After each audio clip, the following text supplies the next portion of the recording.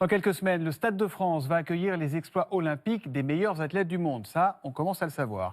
Mais dès aujourd'hui, il a vu débarquer par les airs une athlète qui conjugue performance sportive et artistique et surtout qui n'a pas peur de prendre de la hauteur. Olivier Lenouza, Mathieu Régnier et Sarah Lerche. Amuse-toi, c'est ça bien. Un terrain de jeu digne d'un site olympique. Funambule, quand j'entends ce mot, je vois tout de suite ma petite fille qui dit « ma maman est funambule ». La funambule, qui déambule au Stade de France. Le Stade de France, je dis ah, c'est mythique, c'est un endroit qui a une certaine prestance. Une traversée de 250 mètres à 20 mètres de hauteur, sans aucune attache.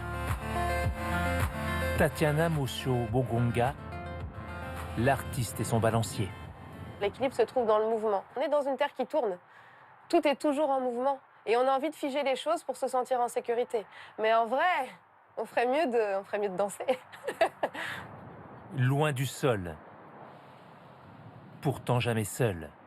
Relié à 60 cordes tenues par des bénévoles, assurer en permanence la tension du fil. On se contente de mettre notre poids pour maintenir le fil. C'est elle quand même qui fait une bonne part du travail. À 7 ans, en Normandie, la fillette aperçoit une funambule. Sa vie bascule. De Paris à Prague, dans les plus belles villes du monde, c'est elle qui attire les regards. Plus de 30 ans à jouer dans l'espace. La première traversée sur le fil, c'est elle qui le dit un peu dans quel état je suis, quel contact j'ai avec la corde. Et ce que j'aime dans ce balancier, c'est qu'à partir du moment où je le tiens dans ma main, c'est comme si je savais qu'il ne m'arriverait rien. Souvent, on dit que le balancier, il y a ton âme à l'intérieur. L'âme et la vie qui ne tiennent qu'à un fil. En cas de doute, seulement 5 secondes pour réagir, s'asseoir et s'accrocher. Il a un baudrier qui a été fait sur mesure. Et du coup, à n'importe quel moment sur le trajet, je peux m'asseoir, m'arrêter. Je sors ma longe de sécurité et c'est en ce sens que les décolletés, des fois, c'est hyper pratique. Et j'ai juste à poser ça, assis sur le fil. Tout sauf une tête brûlée, elle l'affirme. Connaît le danger, ne prend aucun risque.